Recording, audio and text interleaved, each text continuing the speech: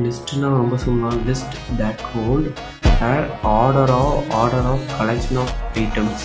இப்போது ரொம்ப சிம்பிளாக இருக்குன்னா நீங்கள் அரே இதெல்லாம் யூஸ் பண்ணியிருக்கீங்க.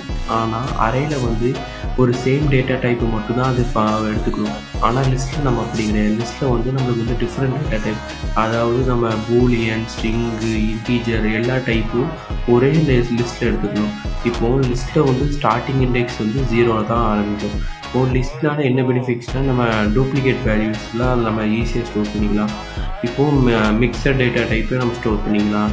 இப்போது நான் ஒரு சிம்பிளாக ஒரு லிஸ்ட்டுனா ஒரு சிம்பிளாக ஒரு எக்ஸாம்பிள் சொன்னோன்னா, இப்போது நீங்கள் மளிகை சாமான் லிஸ்ட்லலாம் உங்கள் வீட்டில் லிஸ்ட்டு போடுவோம். அதுதான் லிஸ்ட்டு. ரொம்ப சிம்பிளாக சொல்லணும்னா, இப்போது நான் ஒரு எக்ஸாம்பிள் ஒரு ஸ்டோரி சொல்கிறேன்.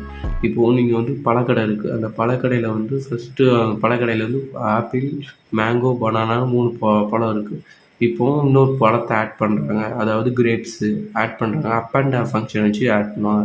இப்போது அந்த இதில் வந்து அந்த என்னென்ன பழம் இருக்குதுன்னு பார்க்கணும் அப்படின்னா, அதுக்கு நம்ம லூப்பு வச்சு நம்ம வந்து லூப்பை வச்சு டிஸ்ப்ளே பண்ணுவாங்க.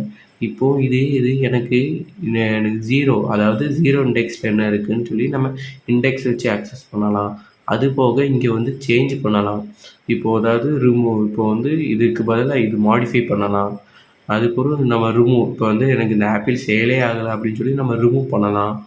அது போக நம்மளுக்கு வந்து இதில் வந்து இப்போ வந்து நம்ம ஃப்ரூட்ஸு, இப்போ அந்த கடையில் என்னென்ன எவ்வளோ பழம் விற்கிறோம்னு சொல்லி மொத்தமாக அதன் லென்த்தையும் நம்ம எடுக்கலாம்.